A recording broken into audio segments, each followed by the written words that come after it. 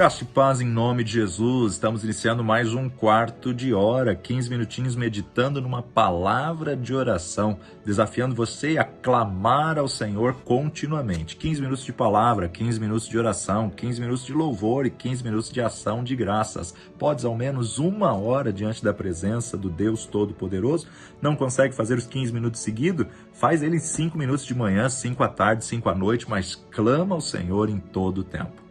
Na conclusão da história de Jó, nós vemos como Deus interveio em favor de Jó e chamou seus amigos para se apresentarem diante de Jó a fim de que Jó orasse por eles. Olha só, Jó 42, verso 7. Sucedeu, pois, que acabando o Senhor de dizer a Jó aquelas palavras, o Senhor disse a Elifas, o temanita: a minha ira se acendeu contra ti e contra os teus 2 amigos, porque não dissestes de mim o que era reto com meu servo Jó. Interessante a gente observar, ainda no verso 8, tomai, pois, 7 bezerros, 7 carneiros, ide ao meu servo Jó e oferecei holocausto por vós, e o meu servo Jó orará por vós, porque deveras a ele aceitarei, para que eu vos não trate conforme a vossa loucura, porque vós não falastes de mim o que era reto como o meu servo Jó. Um exemplo marcante de Deus que intervém para livrar os amigos de Jó, que era para eles irem até Jó e Jó orar por eles, e Deus ouviria e responderia à oração de Jó. Até aqui, falamos de oração que afeta Deus, os anjos, os homens. Cristo não escreveu nada enquanto viveu. Memorandos, notas, sermões, livros escritos, preparação de sermão, tudo isso era estranho para ele. A autobiografia não era o seu forte. Mas o Apocalipse de João foi a sua última declaração. E nesse livro nós temos retratada a grande importância, o valor inestimável e a elevada posição que a oração alcança nas ações, na história, e o avanço e o desdobramento da Igreja de Deus nesse mundo. Olha só, temos a seguinte imagem em Apocalipse capítulo 8, verso 3. E veio outro anjo e pôs-se junto ao altar, tendo um incensário de ouro, e foi-lhe dado muito incenso para o pôr com as orações de todos os santos, sobre o altar de ouro que está diante do trono. Aqui revelava o interesse que os anjos dos céus têm nas orações dos santos e em trazer a resposta a essas orações. O texto ainda continua dizendo: e a fumaça de incenso subiu com as orações dos santos, desde a mão do anjo até diante de Deus, e o anjo tomou o incensário e o encheu do fogo do altar e o lançou sobre a terra, e houve depois vozes, trovões, relâmpagos e terremotos, e os 7 anjos que tinham as 7 trombetas prepararam-se para tocá-la. Trazido em linguagem financeira, essas palavras mostram como a reserva de capital pela qual o céu mantém o negócio da salvação em Cristo constitui das orações dos santos de Deus na terra, e expõe como essas orações em poder flamejante retornam à terra e produzem moções, influências e revoluções de uma moeda forte. Homens de oração são essenciais ao Deus Todo-Poderoso em todos os seus planos e propósitos. A causa, os conselhos e os segredos de Deus nunca foram entregues a homens que não oram. Negligenciar a oração sempre trouxe menos fé, menos amor e menos oração. O fracasso na oração tem sido a causa nociva e inevitável do retrocesso e do afastamento de Deus. Homens que não oram têm sido um empecilho no caminho do cumprimento da palavra e da vontade de Deus nesse mundo.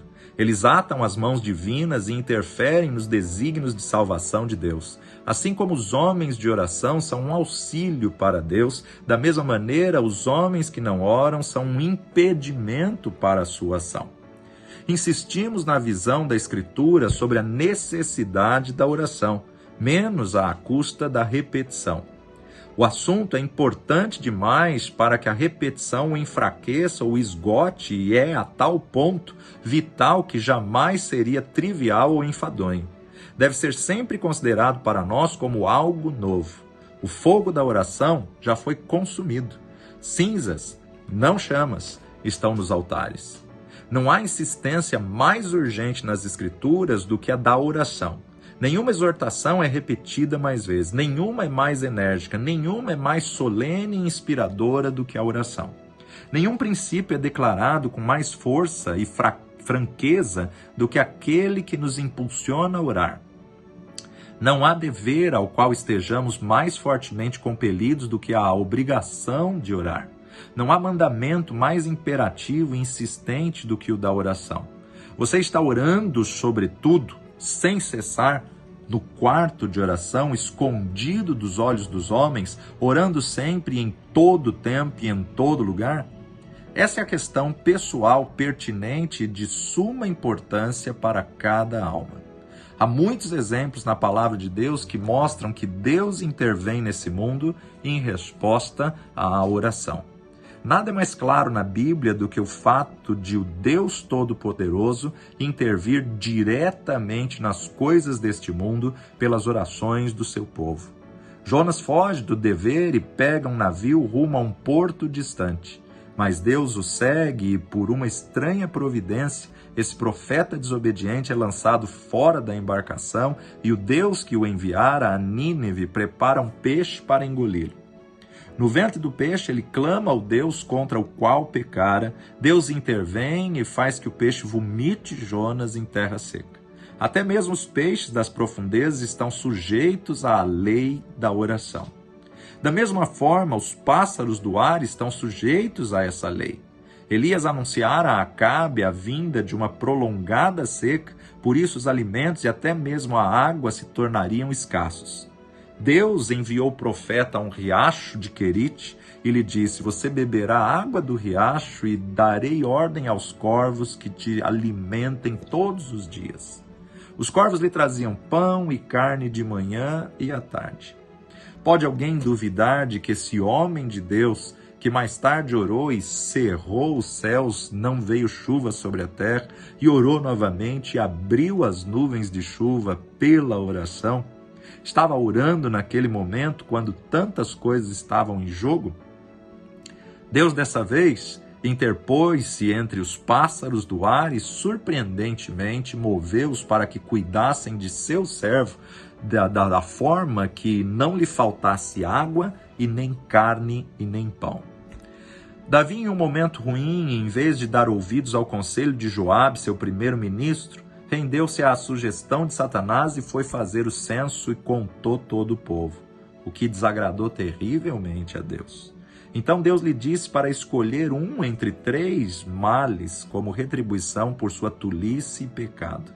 Uma peste caiu sobre o povo com violência. Davi voltou-se para a oração. Davi disse a Deus: não fui eu que pequei e contei e ordenei contar o povo? Fui eu que pequei e fiz esse mal. Estes não passam de ovelhas. O que eles fizeram?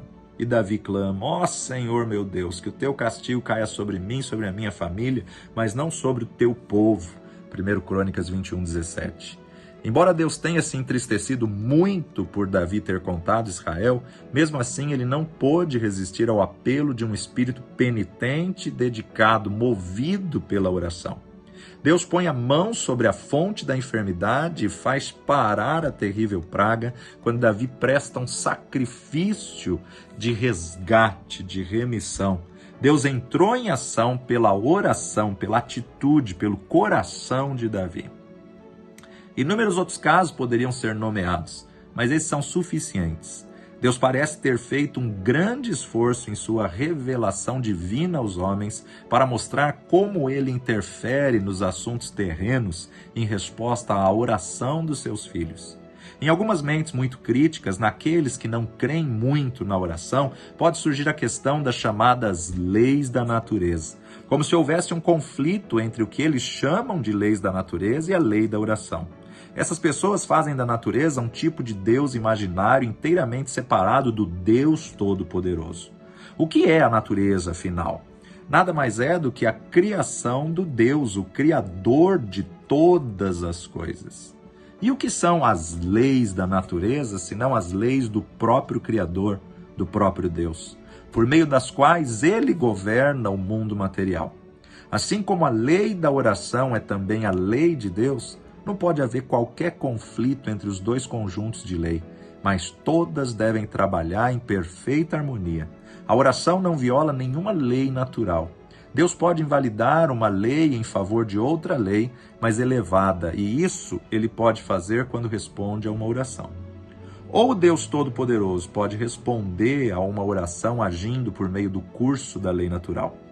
Mas, entendamos ou não, mesmo que o homem não compreenda, então em nenhum sentido há qualquer discordância ou conflito entre as diversas leis de Deus quando ele é induzido a interferir nos assuntos humanos em resposta à oração do teu povo que clama no nome do seu Filho Jesus.